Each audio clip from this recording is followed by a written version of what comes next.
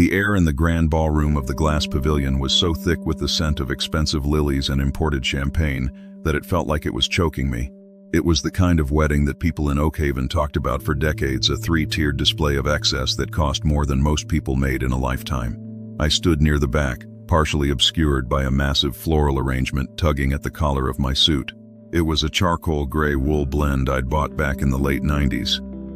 It smelled faintly of the cedar chest I'd kept it in, and the sleeves were a fraction too short, exposing the thick, calloused wrists of a man who had spent 40 years hauling freight before he ever sat behind a mahogany desk.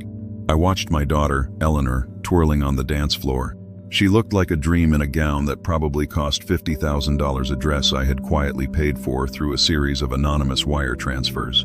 She looked happy, but every time her eyes drifted toward the corner where I stood, her smile faltered. There was a flicker of something painful in her gaze: shame. To the high society vultures circling the buffet, I wasn't the man who had built an international logistics empire from a single rusted truck. I was just Silas Montgomery, the eccentric father who lived in a cabin in the woods, drove a beat-up Ford, and smelled like wood smoke and fish bait. I'd spent the last 5 years in a self-imposed exile, letting the world believe I'd gone bust or lost my mind. I wanted peace. But more than that, I wanted to see who Eleanor would become when the Montgomery name didn't carry the weight of $1 billion. Unfortunately, I was starting to see exactly who she had chosen to share her life with. Jaxson Vane, the groom, was a man who seemed to be made entirely of sharp angles and borrowed prestige. He was 30 years younger than me, wearing a white tuxedo that gleamed under the crystal chandeliers, and he moved through the room with the oily grace of a salesman who knew he'd just closed the biggest deal of his life. He didn't love my daughter. He loved the idea of what she represented, even if he thought her father was a penniless relic. I saw Jaxson whispering to a group of men near the VIP table. He glanced my way, a smirk tugging at the corner of his mouth. He began leading one man through the crowd toward me. I recognized the man immediately, though he hadn't seen my face in years. It was Julian Thorne, the current CEO of Thorne Montgomery Logistics. Julian was a man I had plucked from a loading dock 25 years ago and groomed to take over my life's work. Jaxson reached me first, clapping a heavy, condescending hand on my shoulder. His grip was tight, meant to assert dominance rather than offer affection. He smelled of top-shelf scotch and unearned confidence. "There he is," Jaxson boomed, his voice carrying over the soft jazz quartet. "The man of the hour, Julian. I wanted to introduce you to my new father-in-law, Silas. He's something of a local legend in the living-off-the-grid community." Julian Thorne stepped forward, his eyes narrowing behind his gold-rimmed glasses. He was trying to place me, but the thick beard I'd grown and the weight I'd lost in retirement were doing their job. He saw a weathered old man in a dated suit. He didn't see the lion who had taught him how to roar. "Silas, is it?" Julian asked, extending a polite, albeit guarded, hand. Before I could speak, Jaxson let out a sharp, mocking laugh. "Don't mind him, Julian. Silas is a simple man. He spends his days talking to trout and his nights watching the paint peel on his porch. He's been unemployed for, a decade now, Silas. We try to help him out, give him a little charity here and there, but honestly, the man's a bit of a loser. I told Eleanor we had to invite him out of pity, otherwise he'd probably be eating beans out of a can tonight." A few of Jackson's friends, young men in tailored suits who looked like they'd never worked a day in their lives, chuckled nearby. I felt a cold, familiar heat begin to stir in the pit of my stomach. It wasn't the hot flash of anger. It was the icy clarity of a man who had decided a path forward. I looked at Eleanor. She was standing 10 feet away, holding a glass of champagne. She heard every word Jaxson said. She heard him call her father a loser. She heard him humiliate the man who had raised her. And she did nothing. She lowered her eyes to the floor, her silence a sharp, jagged betrayal that cut deeper than Jackson's words ever could. Julian Thorne was still staring at me. The air in the room seemed to vibrate. I saw the moment the gears turned in Julian's head. He looked at my hand, specifically at the heavy gold signet ring on my right hand. It was a custom piece, one of only 3 in existence, given to the founders of the firm. Then, he looked at my eyes. The color drained from Julian's face so fast I thought he might faint. His hand, which had been half extended for a casual shake, began to tremble. "Silas?" Julian whispered, his voice barely audible over the music. Jaxson, oblivious to the shift in the atmosphere, tightened his grip on my shoulder, shaking me slightly. I told you, Julian. He's a bit slow. Probably hasn't seen a suit this nice since the Nixon administration. Don't let him ruin your night. He's just here for the free meal. I didn't look at Jaxson. I kept my eyes locked on Julian. I gave him a single, slow nod, the same look I used to give him across the boardroom table when a deal was dead and it was time to cut the losses. Julian stood up straighter. The polite, corporate mask he wore shattered, replaced by the look of a man who had just realized he was standing on a landmine. He turned his gaze to Jaxson, and the temperature in the room seemed to drop 20 degrees. "Mr. Vane," Julian said, his voice now a low, dangerous rumble that cut through the chatter of the nearby tables. Jaxson grinned, thinking he was about to get a promotion for his wit. "Yes, sir? You just called this man an unemployed loser," Julian said, his words measured and sharp. Jaxson chuckled, waving a hand dismissively.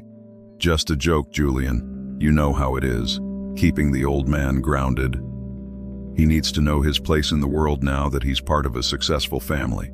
"It is not a joke to me," Julian replied. The ballroom began to go quiet as guests nearby realized something was happening at the VIP table. "This man is not unemployed, and he is certainly not a loser. He is the reason I have a career. He is the reason this company exists, and he is the reason you had a job."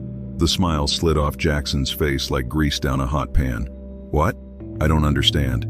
Julian took a step closer to Jaxson, his shadow looming over the younger man. "You are fired, Jaxson. Effective immediately.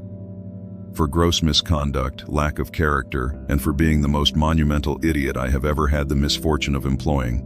The music stopped. The clinking of silverware ceased. 300 guests turned as one toward our table. Jaxson stood there, his mouth opening and closing like a fish gasping for air. "Fired? You can't fire me. It's my wedding day. I'm the regional director." "You were a mistake," Julian spat. "And if you ever speak to Mr. Montgomery with anything less than absolute reverence again, I will make sure you never even get a job bagging groceries in this state. Get out of my sight." Julian turned back to me and bowed his head slightly. It was a gesture of profound respect, a soldier acknowledging his general. The silence in the room was deafening. I could hear the hum of the air conditioning and the frantic beating of Jackson's heart. I finally looked at Jaxson. He was trembling, his face a mottled shade of purple. He looked at me, then at Julian, then at the hundreds of people recording the scene on their phones. The Prince of Oakhaven had been stripped naked in front of his subjects. But I wasn't finished. I reached out and took a glass of red wine from a passing waiter's tray. I took a slow, deliberate sip, letting the silence stretch until it was almost unbearable. "The wine is a bit young, Jaxson," I said, my voice carrying easily through the silent hall. "Much like your judgment." Jackson's eyes turned wild. The humiliation didn't break him. It ignited a desperate, cornered animal rage. He looked at Eleanor, who was now sobbing into her hands, then back at me. "You think you won?" Jaxson hissed, his voice cracking. "You think you can just show up and ruin my life? You're an old man, Silas. A ghost. You might have his respect, but you don't have anything else. This wedding, this life, it's mine, and I'm going to make you regret the day you walked in here." He lunged toward me, his hands reaching for my throat, but he never made it. Two of Julian's security detail, men who had been hovering in the shadows, intercepted him mid-air. They slammed Jaxson onto a nearby table, sending a 5-tier wedding cake crashing to the floor in a spray of white frosting and silver pearls. As Jaxson thrashed in their grip, screaming obscenities, I leaned over him. I leaned in close enough to smell the fear on him. "This wasn't the end of your wedding, Jaxson," I whispered. "It was the opening bell of your funeral. I didn't just build a company, I built a net, and you just swam right into the center of it." I turned and walked away, the crowd parting for me like the Red Sea. I felt Eleanor's eyes on my back, pleading, but I didn't stop. I had spent years protecting her from the world, and all it had done was make her weak enough to let a snake like Jaxson into our garden. I walked out of the glass doors and into the cool night air, leaving the chaos behind. I knew Jaxson wouldn't go quietly. I knew he would come for me, fueled by debt and ego, and that was exactly what I wanted. I sat in my rusted Ford truck, the engine turning over with a rough, honest growl. I looked at the rearview mirror and saw the lights of the pavilion fading. I didn't know it yet, but Jaxson Vane had a secret far darker than just being a jerk. He had a debt that couldn't be paid in cash, and he was about to try and pay it with my daughter's life. I put the truck in gear and drove toward the woods. The war had begun, and I was the only one who knew the terrain. The woods don't keep secrets, but they sure do know how to bury them. I sat on my porch that night, the embers of a hand-rolled cigar glowing in the dark like a predatory eye. The silence of the Appalachian foothills was a living thing, a heavy blanket that usually brought me peace. But tonight, the air felt charged, vibrating with the ghost of the chaos I'd left behind at the ballroom. I'd spent 5 years building this quiet life, tradesman's overalls replacing Italian silk, grease under my fingernails instead of the ink of billion-dollar contracts. I'd let the world think Silas Montgomery was a cautionary tale, the titan who fell from grace and landed in a pile of sawdust. I didn't know it yet, but my performance had been a little too convincing. I had played the part of the broken old man so well that even my own daughter believed the lie. To understand why I stood there and watched my son-in-law humiliate me, you have to understand where I came from. I wasn't born with a silver spoon. I was born with a wrench in my hand and a fire in my gut. In 1978, I bought a single, battered Mack truck with money I'd saved from working double shifts at a steel mill. I slept in that cab for 3 years, hauling everything from lumber to hazardous waste across state lines. I built Thorne Montgomery Logistics, 1 mile, 1 engine failure, and 1 sleepless night at a time. By the time Eleanor was born, I owned the road. But the more the company grew, the more the man I was started to erode. I saw what money did to people. I saw how it turned honest men into sycophants and bright-eyed kids into entitled shadows. When my wife, Martha, passed away 10 years ago, the light went out of the empire. She was the one who kept my feet on the dirt while my head was in the boardroom. Without her, the mahogany desks felt like coffins. So, 5 years ago, I retired. I stepped down, vanished into this cabin, and let the rumors swirl. I wanted Eleanor to have a chance to breathe without the Montgomery shadow looming over her. I wanted her to find someone who loved her for her laugh, not her trust fund. Then came Jaxson Vane. I remembered the first time she brought him to the cabin. He'd arrived in a leased Porsche, wearing shoes that cost more than my truck. He looked at my home with a mixture of pity and disgust, barely shaking my hand. He saw a project, a simple father-in-law he could manage, a hurdle he had to clear to get to Eleanor. I saw him for exactly what he was within 5 minutes, a social climber with a hollow chest. Silas, he'd said that day, leaning against my porch railing like he owned it. Eleanor tells me you were in the transportation business. Must be tough seeing how much the world has changed. Technology, AI, it's a young man's game now, but don't worry, I'll take care of her. You just focus on your fishing. I'd smiled and nodded, playing the role of the dim-witted retiree. I wanted to give him rope. I didn't realize he was already busy braiding it into a noose. The sound of gravel crunching under tires snapped me back to the present. A pair of headlights cut through the trees, sweeping across the front of the cabin. It wasn't the Ford truck I expected. It was a sleek, black SUV that didn't belong in these woods. The engine cut out, and for a long moment, there was only the ticking of the cooling metal. Then, the door opened. Eleanor stepped out. She was still in her wedding dress, though the lace was torn at the hem and the train was stained with the mud of my driveway. She looked like a ghost haunting her own life. She didn't say anything as she walked up the steps. She just stood there, shivering in the mountain air, her eyes red and raw. I stood up, the old wood of the porch groaning under my boots. "He's gone, Dad," she whispered, her voice barely a thread. "The police took him. Julian fired him. The hotel. They're threatening to sue us for the damages." "I know, Ellie," I said, my voice low. I reached out to touch her shoulder, but she flinched away. "How?" she snapped, the grief finally sharpening into anger. "How did you know Julian Thorne? Why did he look at you like you were a king? You told me you were a driver, Dad. You told me the company was just a small outfit that went under. You let me believe we were nothing." I took a slow breath, the scent of pine needles filling my lungs. "I never lied about who I was, Eleanor.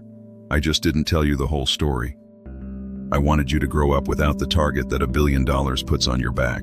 I wanted you to be sure that the people in your life were there for you, not the money. Well, you failed," she screamed, the sound echoing off the trees.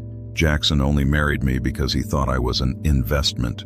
He thought he could use me to get ahead, and when he realized you were just a loser, he turned into a monster. If you had told me the truth, I never would have let him near me. You let me walk into a trap." "I didn't let you do anything, Eleanor," I said, my voice hardening. "I watched from the sidelines. I gave you every opportunity to see him for what he was.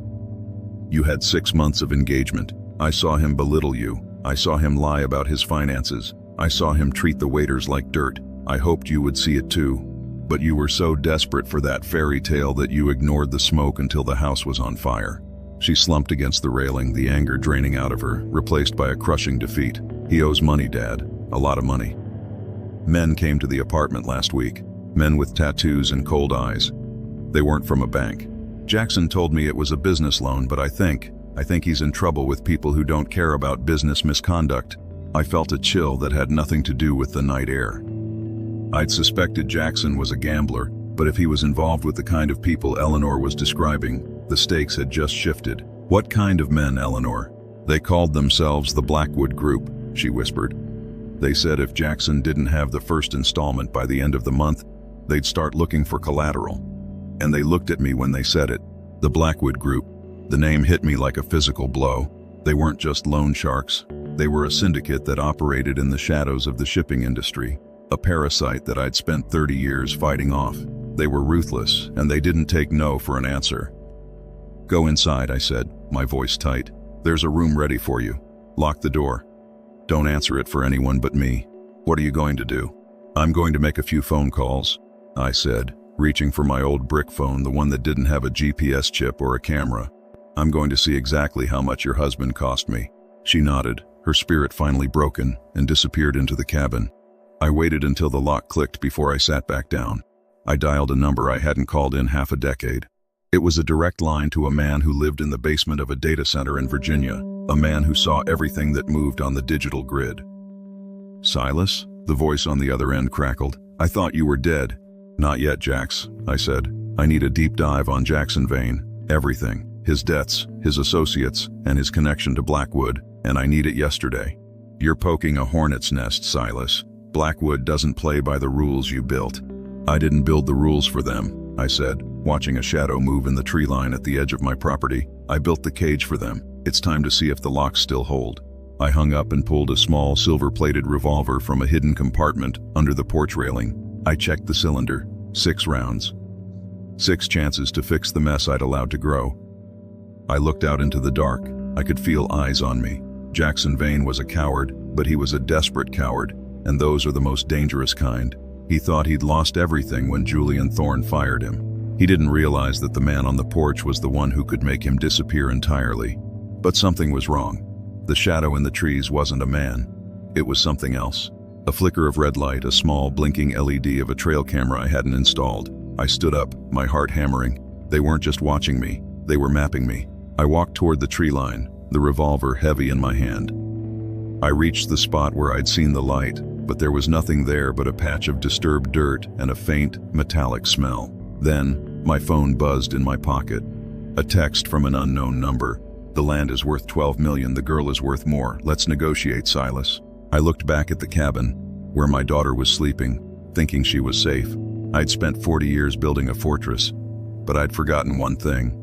When you build a wall, you also provide a place for the enemy to hide. The battle wasn't coming. It was already inside the gates. The sun rose over the Oakhaven ridgeline like a bruised orange, casting long, jagged shadows across the valley. I hadn't slept. I'd spent the hours between the text message and the dawn sitting in the kitchen with a mug of black coffee that had gone cold hours ago, the silver-plated revolver resting on the table next to the sugar bowl. The text was still burned into my mind. "The land is worth 12 million. The girl is worth more. Let's negotiate, Silas." Whoever sent that wasn't just a common thug. To the world, this cabin was a drafty pile of cedar on a few acres of scrub brush. Only 3 people knew the truth: that this scrub brush sat atop one of the purest lithium deposits in the eastern United States and was bordered by a state-protected timber tract I'd spent decades quietly acquiring. The 12 million wasn't an estimate. It was the exact appraisal price I'd received from a private surveyor 3 years ago. That meant the leak was close. It was someone who had seen my private ledgers, or someone Jaxson had managed to bribe. I heard the floorboards groan upstairs. A few minutes later, Eleanor appeared in the kitchen. She looked like she'd aged a decade overnight. She'd traded her wedding silk for an old flannel shirt of mine and a pair of leggings. Her eyes were hollow, her face stripped of the expensive makeup that had acted as her armor in Oakhaven. She saw the gun on the table and stopped. She didn't scream. She didn't even look surprised. She just pulled out a chair and sat down across from me, her hands trembling as she reached for the coffee pot. "I didn't think it would come to this, Dad," she said. "I didn't think it would come to this, Dad." "I didn't think it would come to this, Dad." "I didn't think it would come to this, Dad." she said, her voice sounding like dry leaves. I thought Jaxson was just ambitious. I thought he wanted to be part of a legacy. He didn't want a legacy, Ellie, I said, my voice heavy. He wanted a shortcut. Some men are born with a compass in their heads, and others are born with a map to someone else's treasure. She took a sip of the cold coffee and winced. He made me sign something, Dad, about a month ago. He told me it was a standard prenuptial update, something about protecting our future assets in case his firm went public. I didn't even read it. I trusted him. The cold heat in my gut flared up again. An update? Eleanor, the only thing we have in our names is this cabin and the small trust your mother left you. What assets was he talking about? He mentioned the land, she whispered. He said he'd had a friend look at the county records. He told me you were sitting on a gold mine and that you were too senile to realize it. He said he was going to manage it for us so we wouldn't have to worry when you were gone. I closed my eyes for a second, feeling the weight of my own silence. I had tried so hard to protect her from the burden of my wealth that I had left her defenseless against a man who smelled it like a shark smells blood in the water. I had taught her how to be kind, how to be cultured, but I hadn't taught her how to recognize a predator. That was on me. That wasn't a prenup update, Ellie, I said. That was a power of attorney or a deed transfer disguised as a legal rider. If he gets his hands on this property, he doesn't just get the dirt. He gets the leverage he needs to pay off the Blackwood Group. Who are they, really? She asked, her eyes searching mine. You reacted to that name last night. You knew them. They're the shadow under the bed of the shipping industry, I said. I fought them in the 90s when they tried to unionize my drivers by force. They use debt as a leash and fear as a collar. If Jaxson owes them, he's not just a debtor, he's an employee, and right now his job is to deliver this land to them. Suddenly, the quiet of the morning was shattered by the sound of a vehicle approaching. It wasn't the roar of a sports car or the rumble of a truck. It was the high-pitched, electric whine of a luxury sedan. I stood up, sliding the revolver into the waistband of my trousers and pulling my flannel shirt over it. Stay in the pantry, I commanded. Don't come out unless I call your name. And Eleanor grabbed the heavy iron skillet. If anyone but me opens that door, you use it. She nodded, her face pale, and ducked into the small room behind the kitchen. I walked to the front door, my heart finding a steady, rhythmic beat. The old man was gone. The man who had faced down union bosses and hostile takeovers was back. I stepped onto the porch. A silver Mercedes Maybach had pulled into the clearing. The doors opened, and two men stepped out. One was a driver, a thick-necked man in a dark suit whose jacket bulged in all the wrong places. The other was a man in his 60s, dressed in a light gray suit that looked like it cost more than my truck. He had silver hair swept back from a high forehead and eyes the color of a winter lake. It was Sterling Kensington. Kensington was the old money of the Blackwood Group. He was the one who laundered the grit and blood of their operations into high-rise condos and political campaigns.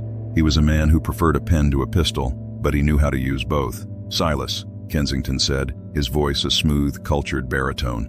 He walked toward the porch with the casual confidence of a man visiting an old friend. You've certainly committed to the aesthetic. The cabin, the beard. It's very thorough, although I suspect you have more than a pencil and a notebook hidden in those floorboards. Sterling, I replied, leaning against the porch railing. You're a long way from the country club. I assume you didn't drive out here for the fresh air. I drove out here for a resolution, Kensington said, stopping at the bottom of the steps. Our mutual associate, Mr. Vane, has proven to be unreliable. He made certain promises regarding the Montgomery estate, promises he can no longer keep since he's currently sitting in a holding cell on a domestic violence charge. My heart jumped. Domestic violence? Jaxson had played his hand and lost, but he'd tried to take it out on my daughter before the police got to him. He won't be in that cell long, Silas, Kensington continued, oblivious to my internal reaction. His bail was posted 10 minutes ago by a third party, but that's neither here nor there. The Blackwood Group is a patient entity, but we have expenses. The $12 million you're sitting on would go a long way toward smoothing over the misunderstandings Mr. Vane created. The land isn't for sale, Sterling, especially not to people who send trail cameras into my woods at night. Kensington chuckled, a dry, mirthless sound. Always the prickly one. Look, Silas, we know the truth. We know about the lithium. We know your daughter signed the rider. Legally, the interest in this land is already moving. We can do this the long way, lawyers, courts, years of litigation that will drain what little charity you have left. Or we can do it the short way. He stepped up onto the first stair, His driver shifted his weight, his hand moving toward his hip. "What's the short way?" I asked, my hand hovering near the small of my back. "You sign a clean transfer today," Kensington said. "In exchange, Jaxson Vane disappears. He won't bother Eleanor again. No lawsuits, no threats. He'll be moved to a different department. Eleanor gets her life back. You get to keep your cabin and your trout, and everyone goes home happy. And if I refuse?" Kensington's smile didn't reach his eyes. "Then the Blackwood Group will consider this a hostile environment, and in a hostile environment, assets tend to get damaged. People get hurt. Silas, accidents happen on these mountain roads. A fire, a landslide. It's so easy to lose things you love when you're being stubborn." He looked past me, toward the front door. "How is Eleanor, by the way? She always was a lovely girl. It would be a shame if her wedding week ended in a tragedy." The threat was naked now. It was no longer about business. It was about blood. "You have until sunset, Silas," Kensington said, turning back toward his car. "I'll have the documents sent over via a courier. If they aren't signed and returned by dark, well, I'd advise you to keep that old truck gassed up. You're going to be doing a lot of driving." He stepped into the Maybach, and the car purred as it backed out of the driveway. I stood on the porch until the sound of the engine was swallowed by the forest. I didn't move for a long time. I was thinking about the update Jaxson had made Eleanor sign. I was thinking about the bail being posted. I walked back into the kitchen. Eleanor was standing there, the iron skillet gripped in her hand, her knuckles white. She'd heard everything. "They're going to kill us, aren't they?" she whispered. "No," I said, walking over to my old roll-top desk. I pulled a hidden lever in the back, and the false bottom popped up, revealing a satellite phone and a series of encrypted hard drives. "They're going to try." But Sterling Kensington made one mistake. "What's that?" "He thinks I'm still playing the game by the rules we had 30 years ago," I said, dialing a number that would bypass every switchboard in the country. "He thinks I'm a man trying to protect a fortune. He doesn't realize I'm a man who has nothing left to lose but the girl in this room." The phone rang twice. A voice answered a woman's voice, sharp and professional. "Montgomery Secure Line. State your authorization." "This is the Lion," I said, using a code name I hadn't uttered since the day I retired. "I'm calling in a total liquidation. I need the Vane file, the Blackwood offshore accounts, and I need a cleanup crew at the Oak Haven perimeter within the hour." "Confirmed, Lion. Liquidation in progress." "What are your orders for the primary target?" I looked at Eleanor, who was watching me with a mixture of fear and awe. I realized then that the girl I'd tried to protect was gone, and the woman she was becoming was finally seeing the man I truly was. "The primary target is Jaxson Vane," I said, my voice as cold as the mountain stone. "I want him to feel what it's like to have everything taken away, not just his money, not just his freedom. I want him to see the walls closing in. I want him to know it was me." I hung up and looked at Eleanor. "Pack a bag. We're not leaving, but we are moving to the basement. It's reinforced steel and concrete. They'll be coming at sunset, just like he said." "What happens at sunset?" she asked. "The sun goes down," I said, checking the action on the revolver. "And in the dark, the Blackwood Group is going to find out why they never managed to take my company when I was young." But as I began to prep the cabin for the assault, a realization hit me like a splash of ice water. Kensington had said the bail was posted by a third party. Not the Blackwood Group. Not his parents. There was someone else in the wings. Someone who wanted Jaxson out for a reason I hadn't anticipated. I walked to the window and looked at the driveway. There, caught in the mud from the Maybach's tires, was a small, glittering object. I stepped out and picked it up. It was a gold cufflink. A very specific one. It had a crest. I recognized the crest of the Sterling family. But not Jackson's family. Preston Sterling, Jackson's older brother, the perfect son, who had disappeared years ago after a scandal that nearly broke their family name. I didn't know it yet, but Jaxson Vane wasn't the shark. He was the bait. And the real predator was someone who knew exactly how to hurt me because he'd been waiting for this moment for 20 years. The open loop in my mind started to scream.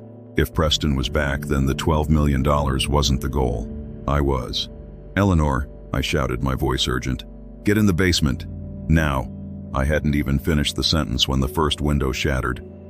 The sound of the glass shattering wasn't the explosive boom of a brick or the heavy thud of a boot. It was the sharp, clinical tink of a high-velocity projectile hitting tempered glass. I didn't wait for the second shot. I tackled Eleanor, my weight driving her toward the heavy oak floorboards just as a line of suppressed gunfire stitched a path across the kitchen cabinets, sending shards of porcelain and splinters of wood raining down on us like lethal snow. "Basement, now," I hissed, shoving her toward the heavy rug in the center of the living room. Underneath that rug was a trapdoor made of reinforced plate steel, hidden by a layer of distressed pine. I'd built this cabin myself, and I hadn't just built it for comfort, I had built it as a redoubt. I wrenched the handle up, the hydraulics hissing a greeting, and practically threw Eleanor down the stairs. I followed her, slamming the hatch shut and throwing the 3 heavy deadbolts just as a flashbang detonated in the living room above. Even through the steel and concrete, the vibration rattled my teeth. The basement wasn't a cellar, it was a bunker. Low-voltage LED strips flickered to life, bathing the room in a sterile blue glow. One wall was lined with monitors, currently flickering with feeds from the hidden cameras I'd spent years installing around the perimeter. Eleanor was huddled on a bench, her hands over her ears, her eyes wide with a terror that looked like it was threatening to swallow her whole. "Dad, what is happening? Who are they?" I didn't answer right away. I was too busy watching the screens. On the monitors, I saw 3 figures in tactical gear, moving with professional precision. They weren't the Blackwood Group thugs Kensington usually employed. These men moved like ghosts, their faces hidden by ballistic masks, their movements synchronized. "They're the cleanup crew," I said, my voice sounding like gravel grinding together. "But they aren't here for the land anymore. They're here to erase the evidence. And currently, we are the evidence." I walked over to a rack and pulled out a heavy tactical vest, slipping it over my flannel shirt. I grabbed a short-barreled shotgun from the wall and began thumbing shells into the tube. Each click of the spring felt like a second ticking off my life. "Look at the screen, Eleanor," I said, pointing to the center monitor. The feed showed the driveway. The silver Maybach was gone, replaced by a nondescript black van. But it wasn't the van that caught my eye. It was the man standing near the edge of the porch, looking directly into one of my hidden cameras as if he knew exactly where it was. He was tall, lean, and dressed in a navy blue overcoat that looked out of place in the rugged Appalachian terrain. He took off a pair of leather gloves, revealing a heavy gold ring, the twin to the cufflink I'd found in the mud. "Jaxson?" Eleanor whispered, leaning in. "Is that Jaxson?" "No," I said. "That's his brother, Preston Sterling." The name tasted like ash. 20 years ago, the Sterling family owned the largest rail network in the country. They were the titans, the old money that looked down on men like me who got their hands dirty. Preston's father, Harrison Sterling, had tried to crush my fledgling company by sabotaging my trucks and bribing my drivers. I didn't just fight back, I dismantled them. I used every legal and financial weapon in my arsenal until Harrison Sterling was bankrupt and his legacy was a footnote in a history book. Harrison took his own life 3 months later. Preston, the golden boy, had vanished. I thought he'd burned through whatever pocket change was left and faded into obscurity. I didn't know he'd been spending 2 decades marinating in a cold, concentrated hate. The satellite phone on the desk began to chirp. It was a private, encrypted frequency. Only one person could be calling. I picked it up and hit the speaker. "Preston." "Silas," the voice came through, smooth and devoid of any warmth. It was the voice of a man who had practiced his revenge in the dark for a long time. "I see you've upgraded the basement. My father always said you were a paranoid little rat. It seems he was right. Your father was a bully who didn't know how to handle a fair fight." I countered, my eyes fixed on the screen. "And it seems the apple didn't fall far from the tree. Using your brother to infiltrate my family? That's a new low, even for a Sterling." Preston laughed, a soft, chilling sound. "Jaxson? Jaxson was a happy accident. He's a fool, Silas. A greedy, short-sighted addict who thought he was playing you. He didn't even know I was the one pulling the strings behind his investors. He thought he found the Montgomery secret on his own. I just pointed him in the right direction." Eleanor let out a sharp, choked sob. She walked to the desk, her face inches from the phone. "You used him to get to me? You let him hurt me, just to get to my father?" "Hello, Eleanor," Preston said, his tone shifting to a mockingly gentle cadence. "I must apologize for my brother's lack of finesse. He was always the blunt instrument. But yes, you were the perfect bridge. Silas wouldn't come out for a business deal, but for his precious daughter, for the simple life he built for her, he'd come out for that." "What do you want, Preston?" I asked, checking the feed. The men in masks were planting something against the foundation of the cabin. "I want what you took," Preston said. "You didn't just take my father's money, Silas. You took our name. You turned Sterling into a joke. I've spent 20 years rebuilding the Blackwood Group into something that can finally swallow you whole. The 12 million in lithium is just the tip of the iceberg. I want the Montgomery patents. I want the shipping codes. And I want to watch you realize that everything you built to protect your daughter is the very thing that's going to bury her." "I'm not signing anything," I said. "You don't have to sign anything yet," Preston replied. "But look at your monitors, Silas. The men outside aren't just here to shoot you. They're planting thermite charges. In about 3 minutes, that cabin of yours is going to become an oven. The steel in that basement? It'll conduct the heat beautifully. You can come out now with Eleanor, and we can discuss the terms of your surrender. Or you can stay down there and find out how long it takes for a billion-dollar legacy to melt." The line went dead. I looked at the screens. He wasn't lying. The men were finished. They were retreating toward the van, trailing wires behind them. "Dad, we have to go out there," Eleanor said, grabbing my arm. "We can't stay here. If we go out there, we're dead before our feet hit the grass," I said, my mind racing. I had a total liquidation order in progress, but my crew was still 20 minutes away. I had to bridge the gap. I turned to a smaller console on the side of the room. It was a system I called the grid. When I built the cabin, I'd run copper piping and high-pressure lines throughout the yard, hidden under the topsoil. It was designed for irrigation, but I'd made a few modifications. "Eleanor, get behind the server rack and stay down," I commanded. I began flipping switches. In the yard above, the irrigation heads didn't pop up. Instead, a series of hidden nozzles buried in the trees and the porch rafters began to spray a fine, pressurized mist. It wasn't water. It was a high-concentration fire-retardant foam mixed with a slick, industrial lubricant. On the screen, the lead man pressed a detonator. A dull roar shook the cabin, and for a second, the monitors went white. But the thermite didn't catch the wood.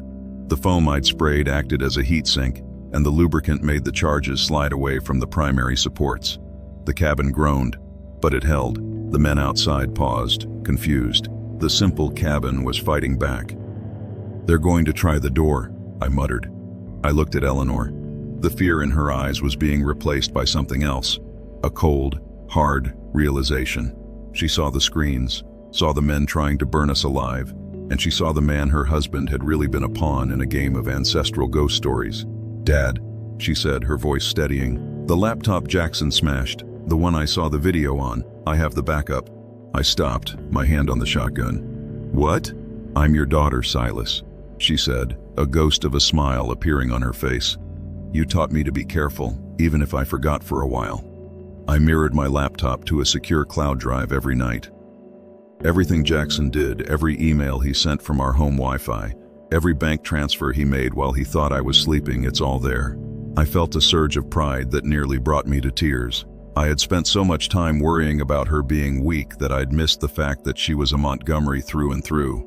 "Can you access it from here?" "I need 2 minutes," she said, diving toward the main terminal. As her fingers flew across the keyboard, the monitors showed the men outside regrouping. They realized the fire had failed, and they were pulling out heavy-duty breaching rams. They were coming for the front door. "Got it!" Eleanor shouted. "Oh God, Dad." "It's not just Jaxson." Preston didn't point him in the right direction. "Preston is the Blackwood Group, and he's been using the logistics company, your company, Julian's company, to move more than just contraband. He's been human trafficking, Dad. Using our routes. Using our ships." The air in the room turned freezing. This wasn't just a business rivalry anymore. It was a moral abomination. "Julian Thorne doesn't know," I said, more to myself than her. "Julian is a lot of things, but he isn't that. He doesn't know because Preston was using a ghost network," Eleanor said, her eyes scanning the data. "But I have the manifests. I have the digital signatures. If this gets out, Preston doesn't just lose his money. He goes to prison for the rest of his life." I looked at the screen. The men were at the front door. The first swing of the ram cracked the oak. I grabbed the satellite phone and dialed Preston back. He answered on the first ring, sounding annoyed. "Changed your mind, Silas? The smoke getting too thick?" "I'm not looking at the smoke, Preston," I said, my voice dropping to a whisper that felt like a death knell. "I'm looking at your ghost network. I'm looking at the Blue Heron Manifest. I'm looking at the 24 names of people you moved through the port of Savannah last Tuesday. There was a silence on the other end, so absolute I thought the line had cut. "You're bluffing," Preston finally said, but the smooth, cultured tone was gone. There was a jagged edge of panic in his voice. "I'm not a gambler, Preston. You know that. My daughter has the entire drive. She's currently uploading it to a secure server at the Department of Justice. It's set on a dead man's switch. If we don't check in every 10 minutes, the file goes live." I watched the screen. The men at the front door stopped. They were looking toward the van, waiting for orders. "You think that saves you?" Preston hissed. "I'll kill you both and disappear before the first agent hits the driveway." "Maybe," I said. "But you'll do it as a broke man. Because while you were talking, I had my liquidation crew execute a short on every Sterling-affiliated stock on the market. By the time the sun is fully down, your family's remaining wealth will be worth less than the dirt under my boots." Suddenly, a new sound began to echo through the valley. It wasn't the whine of an electric car. It was the heavy, rhythmic thud-thud-thud of a low-flying helicopter. On the monitors, I saw 3 blacked-out Hueys cresting the ridgeline, their searchlights cutting through the twilight like the eyes of God. My cleanup crew had arrived, and they didn't come to negotiate. "The game is over, Preston," I said. "You wanted to watch me realize my legacy was burning? Turn around. Look at the sky. That's what a Montgomery legacy looks like." I hung up. "Dad," Eleanor pointed at the screen. The tactical team outside wasn't retreating. Instead of running for the van, they were turning their weapons toward the black van toward Preston. I realized then that Sterling Kensington had been telling the truth earlier. The Blackwood group didn't like unreliable associates, and Preston, by allowing his ghost network to be discovered, had just become a liability. The men I thought were Preston's guards were actually his executioners. I grabbed my shotgun. "Stay here, Eleanor. Lock the hatch behind me." "Where are you going?" "I'm not letting them kill him," I said, heading for the stairs. "He needs to live long enough to tell the world what he did to our company, and I'm the only one who can get him into a courtroom alive." I burst through the trapdoor, the living room filled with the smell of scorched foam and smoke. I ran out onto the porch just as the first searchlight hit the yard. I saw Preston standing by the van, his hands raised, his face pale with the realization that he'd been betrayed by the very shadows he thought he controlled. One of the masked men leveled a rifle at his chest. I didn't think. I fired a round from the shotgun into the air, the boom echoing like thunder. "Drop it!" I roared. The masked man turned toward me, and in that split second of hesitation, the first helicopter opened fire with a non-lethal flash and bang barrage. The world turned into white light and noise. I didn't know it then, but the trap I'd stepped into was asked to west about Preston Sterling. It was a double blind. And as I ran toward the chaos, I realized that the third party who had bailed out Jaxson Vane wasn't Preston. It was Julian Thorne, my protege, my friend, the man I had trusted with everything. And as the smoke cleared, I saw Julian's car pulling into the driveway, blocked by the helicopters. He wasn't there to save me. He was there to make sure the ghost network stayed a ghost. I looked at the shotgun in my hand, then at the daughter watching from the basement. I had spent 40 years building a mountain of money, and I was about to find out that the higher the mountain, the harder it is to see the people climbing up behind you with knives in their teeth. The dust from the rotor wash began to settle, coating the driveway in a fine gray veil that made the world look like an old photograph. The black helicopters hovered above like gargoyles made of steel and shadow, their searchlights pinning us to the earth. I stood on the porch, my shotgun leveled at the masked men who were currently undecided on whether to kill Preston Sterling or me. But my eyes weren't on the gunmen. They were fixed on the silver sedan idling at the edge of the perimeter. The door opened, and Julian Thorne stepped out. He didn't look like a criminal. He didn't look like a man who moved human lives across borders for profit.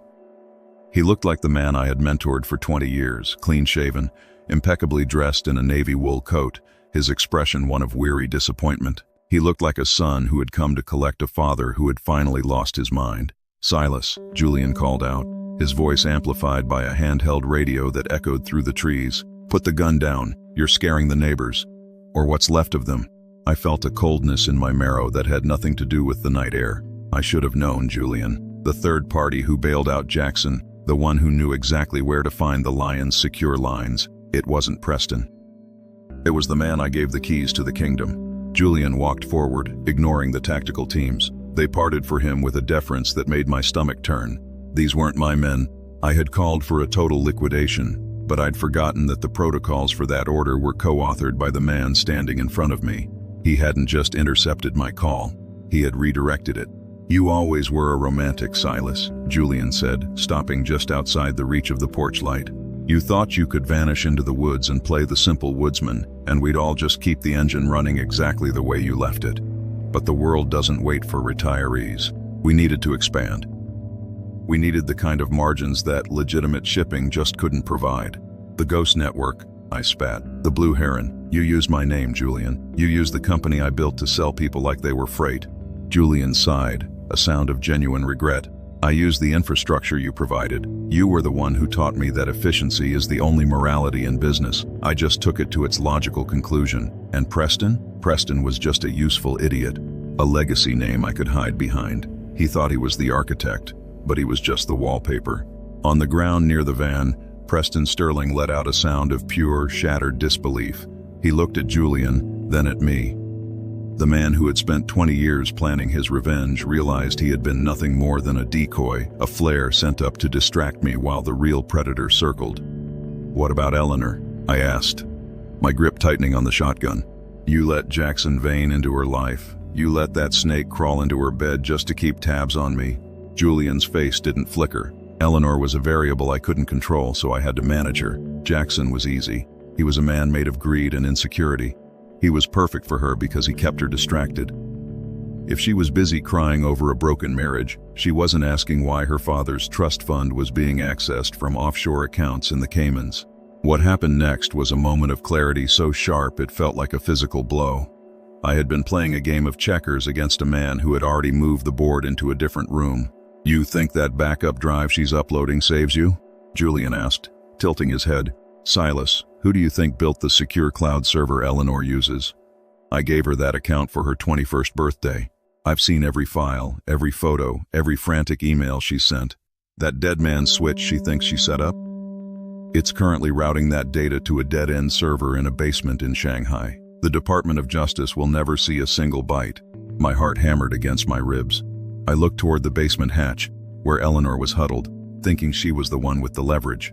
She wasn't just in danger, she was being used as a lure. "So what's the move, Julian?" I asked. "You have the guns. You have the codes. Why the theater? Why not just burn us out?"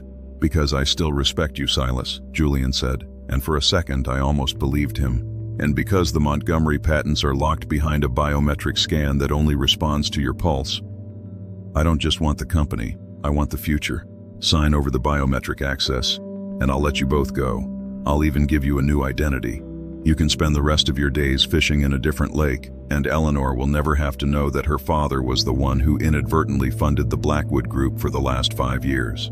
He stepped onto the porch. The tactical team followed, their rifles centered on my chest. I was a 70-year-old man with a double-barrel shotgun against a private army. The odds weren't just bad, they were non-existent. "I didn't know it then," I muttered, more to myself than him, but I'd been dead since the day I stepped down. "You were," Julian agreed. "You just forgot to lie down." Suddenly, the satellite phone in my pocket buzzed. It was a silent vibration, a rhythmic pulse. 2 shorts, 1 long. It was the signal from my actual cleanup crew, the men who didn't report to the company, but to me personally. The men who had been with me since the loading docks in '78. They weren't in the helicopters. They were in the dirt. Julian saw my eyes flicker. He was a master of reading people, and he knew he'd missed something. "What is that, Silas?" "What did you just do?" "I didn't do anything, Julian," I said, a slow, grim smile spreading across my face. "But you forgot one thing about the lion. I never put all my eggs in one basket. You might own the company, and you might own the sky above us, but you don't own these woods." I didn't wait for him to respond. I dove back through the front door, slamming it shut and throwing the iron bolt just as the world outside erupted into a new kind of hell. It wasn't gunfire this time. It was an acoustic pulse, a high-frequency scream that shattered every window in the cabin and sent the men on the porch clutching their ears, their balance gone. It was a prototype defense system I'd developed for cargo ships to deter pirates, and I'd buried the speakers in the porch rafters. In the basement, I found Eleanor standing by the monitors. She wasn't crying anymore. She was holding the heavy iron skillet in one hand and a flare gun she'd taken from the emergency kit in the other. "The upload failed, didn't it?" she asked, her voice flat. It was a trap, Ellie, I said, checking the monitors. On the screen, Julian was stumbling back toward his car, his hands over his ears. But my men were moving. Out of the shadows of the tree line, 4 figures emerged. They didn't have tactical gear. They had hunting rifles and ghillie suits. They were the men who had retired with me, the drivers who had survived the Union Wars of the 80s. They were the old guard, and they knew every inch of this property. But then, I saw something that made my blood turn to ice. One of Julian's men, the thick-necked driver, hadn't been affected by the pulse. He'd been wearing noise-canceling combat muffs. He was at the basement vent, and he wasn't holding a gun. He was holding a canister of pressurized gas. "Eleanor, get the masks!" I roared, but I was too late. The hiss of the gas entering the ventilation system was the last thing I heard. The blue LED lights of the bunker began to swirl into a nauseating kaleidoscope. I felt my knees give out, the shotgun clattering to the floor. "Dad!" Eleanor's voice sounded like it was coming from the bottom of a deep well. As the darkness closed in, I saw the hatch above us being wrenched open. Julian Thorne looked down into the bunker, the acoustic pulse finally silenced. He wasn't looking at me. He was looking at Eleanor. "Such a waste," Julian whispered. The last thing I felt was the cold floor against my cheek and the crushing realization that I had led my daughter right into the heart of the slaughterhouse. I didn't know it yet, but the total liquidation wasn't just a business term. It was Julian's plan for the Montgomery bloodline. And as I drifted into the black, I realized the biggest twist of all. Julian wasn't working for the Blackwood Group. He had bought them. He was the shadow that had been growing in my garden for 20 years, and I was the one who had given him the sun. Everything was gone. The land, the legacy, the girl. Or so he thought. Consciousness didn't return all at once. It arrived in jagged, painful shards. First there was the smell heavy grease, sea salt, and the metallic tang of old rust. Then came the sound. The rhythmic, hollow thud of waves against steel. I wasn't in my cabin anymore. I wasn't even on dry land. I was in the belly of a beast. Specifically, I was in the hold of the Blue Heron, the very ship my daughter had identified in the Ghost Network. I tried to move, but my wrists were cinched tight with industrial zip ties to the arms of a heavy steel chair.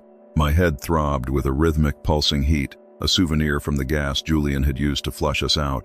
I blinked, squinting against the harsh glare of a single industrial work light hanging from a frayed cord above me. "The lion finally wakes," a voice echoed through the cavernous space. Julian Thorne stepped into the light. He had traded his navy wool coat for a crisp white shirt, the sleeves rolled up with surgical precision. He looked relaxed, almost bored. In his hand, he held a small handheld terminal, the biometric interface for the Montgomery patents. "Where is she, Julian?" I rasped. My throat felt like I'd swallowed a handful of dry sand. "Eleanor is safe, Silas. For now," Julian said, pacing a slow circle around my chair.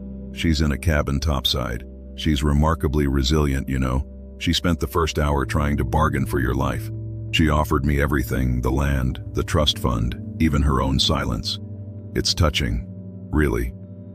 The way she still thinks money is the currency of this conversation. If you touch her, Julian, there isn't a hole on this planet deep enough to hide you from what I'll do." Julian stopped in front of me and laughed, a soft, pitying sound. "Silas, look at you. You're a ghost in a steel chair. You're a man whose era has ended. You built a world of trucks and warehouses, of handshakes and honest sweat. But I built a world of algorithms and shadow ports. You were the king of the road, but I am the god of the sea. And right now, the only thing keeping you breathing is this." He held up the terminal. The screen was flashing a crimson, access denied light. It was waiting for a pulse specifically, the unique, rhythmic frequency of my heart, captured through a thumbprint scan. "The patents, Silas," Julian said, his voice dropping to a low, cold whisper. "The hydrogen injection engines, the automated routing tech, the entire Montgomery R&D vault, it's worth more than the company 10 times over. It's the key to the next 50 years of global logistics. Give me your thumb and I'll put you and Eleanor on a lifeboat with enough cash to buy a private island in the Pacific. You can disappear for real this time." I looked up at him, my vision finally clearing. I saw the greed in his eyes, but underneath it, I saw the one thing I had never noticed in the 20 years he'd been my protege: envy. Julian didn't just want my money, he wanted to be me. He wanted now a legacy without the gray hair and the scars it took to earn it. "You know what the problem is with being the god of the sea, Julian?" I asked. He tilted his head, a smirk playing on his lips. Enlighten me, Silas. The sea doesn't have a memory, it swallows everything eventually, and you've forgotten where you came from. You've forgotten that I didn't build this company in a boardroom. I built it on the loading docks with men who would die for me because I was willing to die for them. Julian sighed, looking at his watch. The old guard speech. How nostalgic. But your dock workers are old, Silas. They're tired. And most of them are on my payroll now. Money is a much better motivator than loyalty these days. Is it? I asked. I closed my eyes for a second, focusing on the rhythmic thud of the ship's engines. I knew this ship. I knew every weld in the Blue Heron's hull because I had personally inspected it when it was commissioned.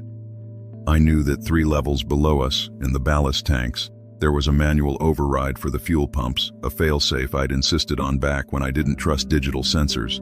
I also knew that the men Julian had hired to replace my old guard were mercenaries, and mercenaries are only loyal until the check bounces.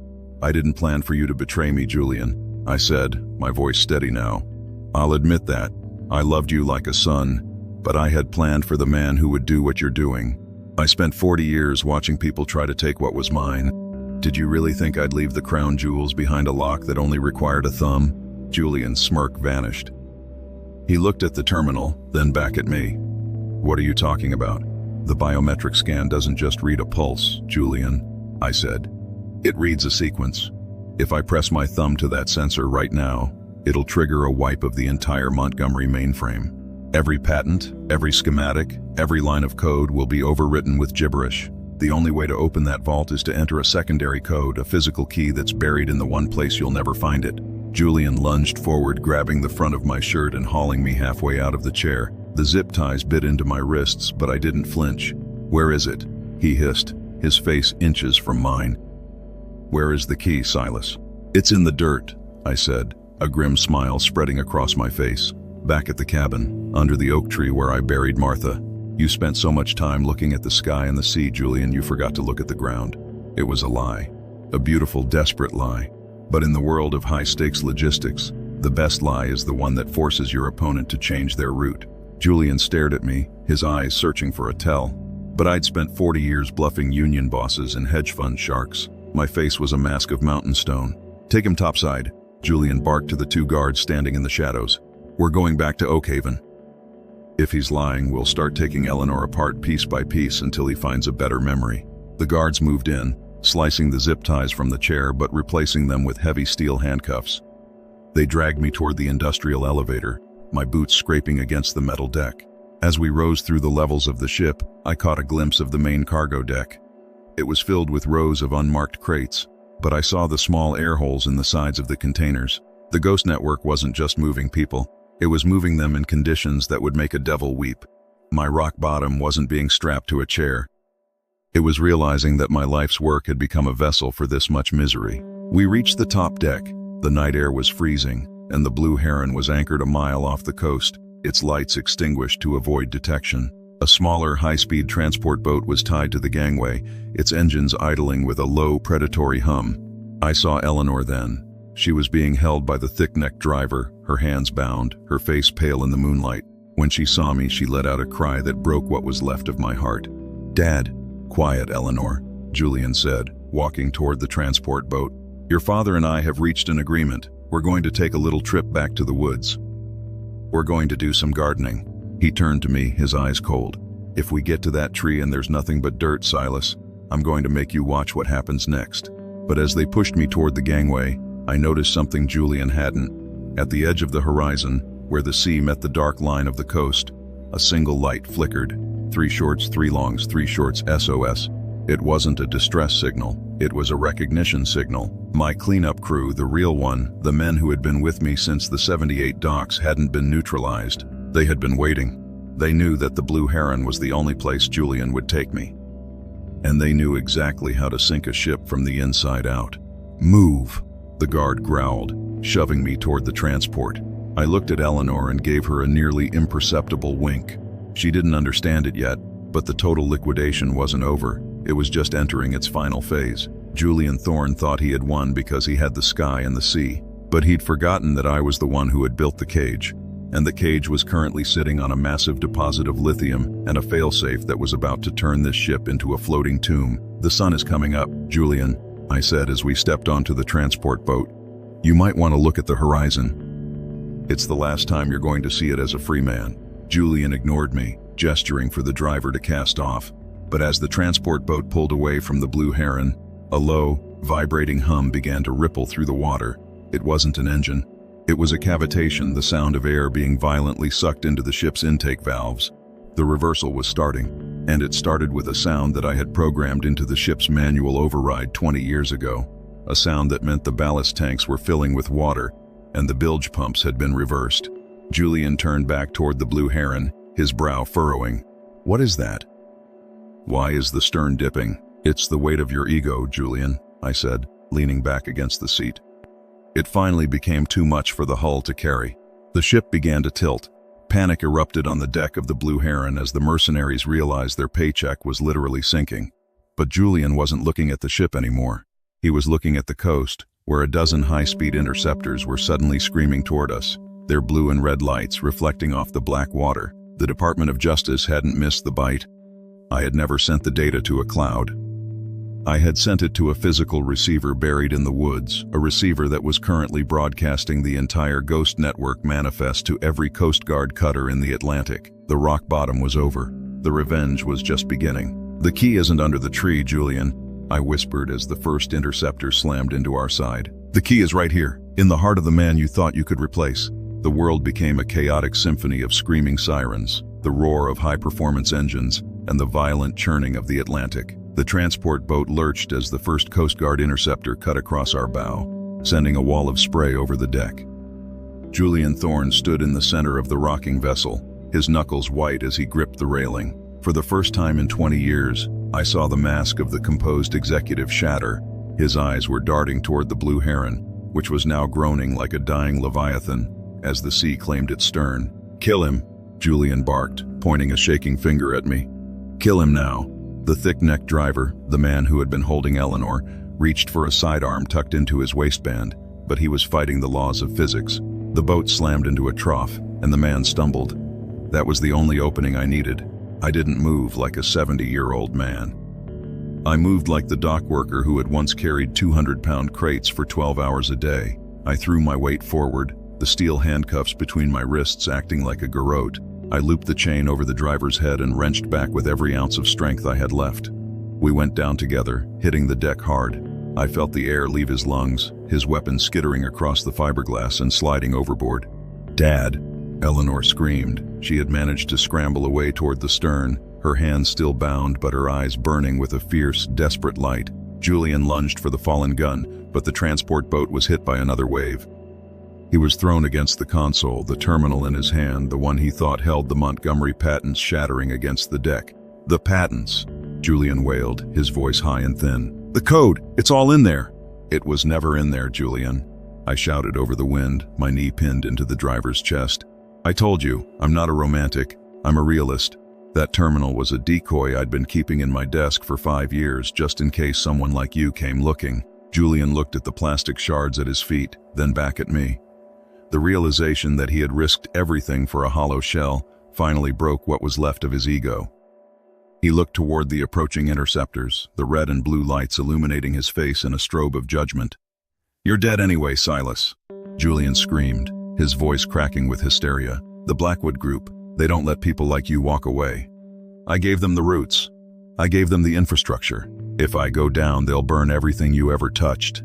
The Blackwood Group is currently being dismantled by a joint task force in 3 different countries, Julian," a new voice boomed. A heavy grappling hook slammed into the railing of our boat, followed by a second and a third. A sleek, matte black tactical craft had pulled alongside us, ignoring the Coast Guard's orders to stand down. 2 men in ghillie suits, the same men who had been in my woods, leaped onto the deck. These weren't mercenaries. These were the men who had been my personal security detail since 1995. One of them, a man named Jax, the same man I'd called on the satellite phone, leveled a rifle at Julian's chest. "Lion, we have the perimeter," Jax said, his voice calm and steady through his tactical headset. "The cleanup is nearly complete." Jax stepped over to me, a pair of heavy-duty bolt cutters in his hand. With 2 quick snaps, the steel handcuffs fell away.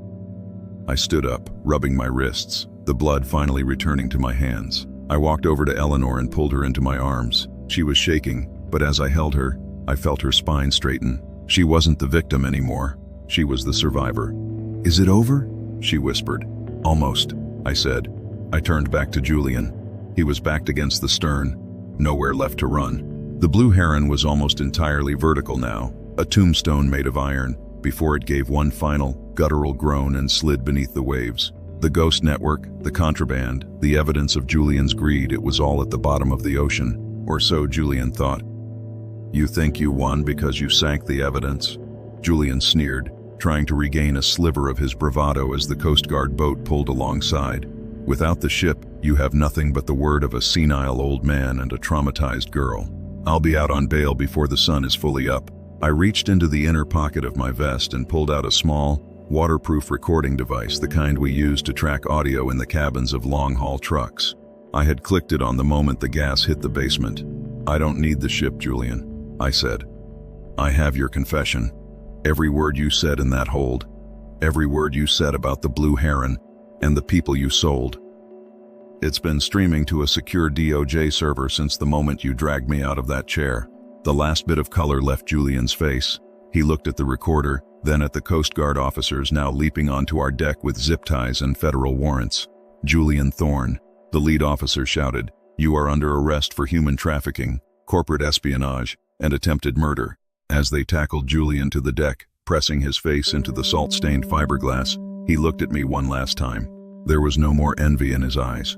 There was only fear. He realized that the old man hadn't been a target. I had been a mirror, showing him exactly what happens when you build a legacy on a foundation of sand. "Wait!" Julian screamed as they hauled him toward the interceptor. "Silas, wait! I can tell you where the rest of it is. I can give you the names. Please!" I didn't answer. I just watched as they loaded him into the back of the Coast Guard boat. The man who wanted to be the god of the sea was being taken away in a plastic-wrapped bundle, just like the freight he'd treated with such contempt. I looked at Jax. "What about Preston Sterling?" "The police picked him up at the dock," Jax said. "He's currently in a hospital wing. His collection friends did a real number on him. He won't be walking, let alone plotting revenge, for a long, long time." I looked at the horizon. The sun was finally beginning to crest the water, a sliver of gold that promised a new day. The air felt cleaner, the weight of 20 years of secrets finally lifting from my shoulders. But then, Jax leaned in close, his voice dropping to a whisper. "Silas, there's one more thing. We searched Julian's private office at the manor before we came out here. We found a file Julian had been keeping on Martha." My heart stopped. "My wife? Martha's been dead for 10 years. "I know," Jax said, handing me a manila envelope he'd kept tucked under his vest. "But Julian wasn't just managing your assets, Silas. He was managing her illness, the medical records, the prescriptions. They don't match the hospital logs." I felt the world tilt. The natural causes that had taken my wife, the cancer that had seemed so sudden and so aggressive, suddenly felt like another shadow in Julian's garden. I looked at the envelope in my hand. The revenge I thought was complete was suddenly feeling like only the first layer of a much deeper, much darker truth. "Eleanor," I said, my voice trembling. "Go with Jax. Get on the transport. I need a minute." "Dad? What is it?" "Just a bit of business, Ellie," I said, forcing a smile I didn't feel. "I'll be right behind you." I waited until she was safely on the other boat before I opened the envelope. I read the first page, and the rage that had been a cold fire in my gut for the last 24 hours turned into a white-hot supernova. Julian Thorne hadn't just stolen my company. He hadn't just tried to steal my land. He had taken the only thing that had ever truly mattered to me. I looked at the Coast Guard boat, which was already pulling away toward the mainland. I looked at the dark water where the Blue Heron had vanished. I realized then that the reversal wasn't finished. I didn't want Julian Thorne in a courtroom. I didn't want him in a prison cell. I wanted him to know what it felt like to lose the only thing that made him human. I turned to Jax. "Change of plans. Tell the crew to hold the transport. We're not going back to Oakhaven yet." "Where are we going, Lion?" "To the Blackwood Manor," I said, my voice as cold as the sea. Julian kept a reserve account. I want to see exactly how much blood he spilled to build his godhood. And then, I'm going to make sure the Thorne name is erased from history. I stepped onto the deck of my security craft, the envelope gripped in my hand like a weapon. I didn't know it yet, but the final twist wasn't about money or power. It was about a secret Martha had kept from me, a secret that Julian had used to kill her. And as the engines roared to life, I realized that the total liquidation was about to become personal. What happened next changed everything. Because in that envelope, tucked behind the medical reports, was a photograph of a young Julian Thorne, 30 years ago, standing next to a woman who looked exactly like Eleanor. My wife had a sister I never knew about, and Julian Thorne wasn't just a protege, he was family. The ride to Blackwood Manor was a blur of salt spray and coal, hard clarity. I sat in the back of the tactical craft, the manila envelope resting on my lap like a lead weight. I didn't look at the ocean anymore.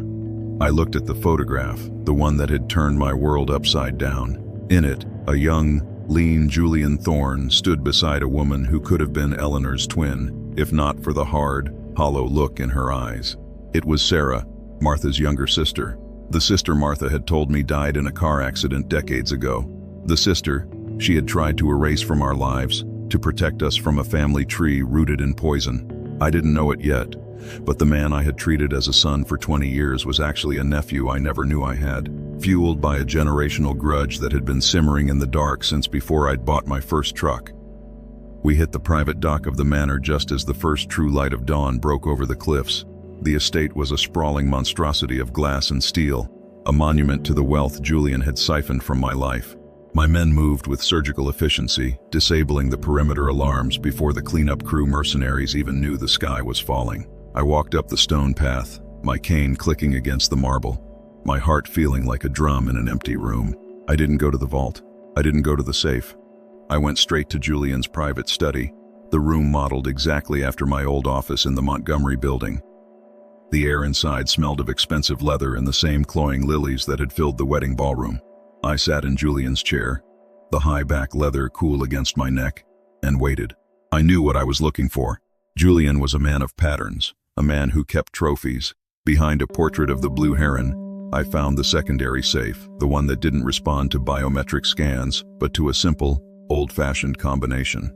Martha's birthday, the 12th of May 2062, the door clicked open. Inside wasn't money, it was a collection of letters and a small, darkened glass vial. I opened the first letter. It was from Sarah, written from a prison cell in Georgia 15 years ago. "He's in, Sarah. Silas trusts him. He calls him son. He has no idea that the boy he's raising is the one who will finally make him pay for what he did to us. Make him love you, Julian. Then make him watch you take it all." I felt a wave of nausea. Martha hadn't lied to me to be cruel. She had lied to protect me from the Blackwood bloodline. Her sister had been part of the original syndicate I fought in the 70s. When Martha chose me a common driver over the family business, they had cast her out. But Julian hadn't been cast out. He had been sent in. He was a long con 30 years in the making. But it was the vial that made my blood turn to ice. I looked at the medical reports Jax had given me. Martha hadn't died of a random, aggressive cancer. She had been systematically poisoned with a rare, undetectable heavy metal derivative, the kind used in industrial lubricants. The kind Julian had access to as the head of R&D. He hadn't just wanted the company, he had wanted to punish her for choosing the mechanic over the legacy. It was a mercy, Silas. I didn't jump. I didn't even turn around. Julian Thorne stood in the doorway, flanked by 2 federal marshals. He was in handcuffs, his face bruised, his white shirt stained with salt and blood. He had convinced the officers to let him stop at the manor to retrieve essential medications before being processed. He looked at me sitting in his chair, and for the first time, he didn't look like a titan. He looked like a scared, hateful child. "A mercy?" I asked, my voice barely a whisper. I held up the vial. "You poisoned the only person who ever saw the good in you, Julian. She loved you. She treated you like her own flesh and blood because she thought you were an orphan she'd saved from the streets. She didn't know you were Sarah's son." "She knew," Julian screamed, the marshals tightening their grip on his arms. "She knew the day I turned 18. I told her. I told her I knew who I was, and I told her that you were the reason my mother died in a state pen. And, do you know what she did, Silas? She begged me not to tell you. She offered to help me take the company quietly if I just wouldn't break your heart. She chose your peace over her own life." The world went silent. Martha knew. She had spent her final years carrying the secret of her own murderer to keep me from knowing the truth about the man I'd brought into our home. She had sacrificed herself to keep my world from crumbling. "You're a monster, Julian," I said, standing up. I walked toward him, the vial gripped in my hand. "But you're a failed monster. You thought you were purifying the bloodline, but all you did was prove why Martha left it. You didn't just lose the company today. You lost the only thing your mother ever wanted." "And what's that?" Julian spat. "A name that means something," I said. I turned to the marshals. "Take him, and make sure the toxicology team gets this vial. It won't just be human trafficking officers. It's going to be first-degree murder." As they dragged him out of the manor, his screams echoing off the glass walls, I felt the final piece of the Montgomery legacy lock into place. It wasn't about the $12 million in the dirt. It wasn't about the patents or the ships. It was about the truth. 1 month later, I stood on the porch of the cabin. The windows had been replaced, the smoke had been scrubbed from the wood, and the total liquidation had been completed. Julian Thorne was awaiting a trial that would likely end in a life sentence. Jaxson Vane was in a correctional facility, his collection debts still following him like ghosts. The Blackwood Group had been hollowed out, their assets seized and liquidated. I wasn't the lion anymore. I was just Silas. Eleanor walked out onto the porch, a sketchbook in her hand. She was leaving for New York in the morning to start that gallery job I'd set up. She looked at the yard, where a team of surveyors was marking off the perimeter for the new wing of the Martha Montgomery Memorial Center, a sanctuary for kids caught in the very trafficking systems Julian had built. "Are you sure you want to stay here, Dad?" she asked, leaning against the rail. "The city house is finished. You could have a staff, a view, a life without wood smoke." I looked at the old oak tree at the edge of the clearing. The dirt was fresh where I'd sat and talked to Martha for 3 days straight, telling her everything. I felt a peace I hadn't known in 40 years. "I have everything I need right here, Ellie," I said, pulling her into a side hug. "I spent my whole life building walls to keep people out. I think I'd like to spend the rest of it building a place where people can finally feel safe." She smiled, a real, honest smile that reached her eyes. "You're a good man, Silas Montgomery, even if you are a bit of a shark." "I'm not a shark, honey," I laughed. "I'm just the guy who knows where the sharks sleep." I watched her drive away the next morning, her car disappearing down the gravel road. I sat back in my rocking chair, the silver-plated revolver now locked away in a safe I hoped I'd never have to open again. I picked up a piece of cedar and my whittling knife. "My name is Silas Montgomery. I am 70 years old. I've been a driver, a CEO, a billionaire, and a prisoner. But today, I'm just a man sitting on his porch, watching the sun rise over a piece of land that is finally, truly, mine." The final twist of any story isn't who wins or who loses. It's who you are when the noise finally stops. I learned that money is just paper until you use it to fix the things that paper can't buy. I learned that family isn't about blood, it's about who stands beside you when the world is on fire. And most importantly, I learned that you should never, ever underestimate a man who has spent 40 years learning exactly how the world works. If you've ever been underestimated because of where you came from or what you wear, remember this: the lion doesn't have to roar to be the king. He just has to know when to strike. Thanks for listening to my story. If you enjoyed this journey of revenge and redemption, don't forget to hit that like button and subscribe to the channel. Tell me in the comments, what would you do if you found out your greatest enemy was the person you trusted most? I'll be reading. Until next time, keep your eyes on the road and your heart in the right place.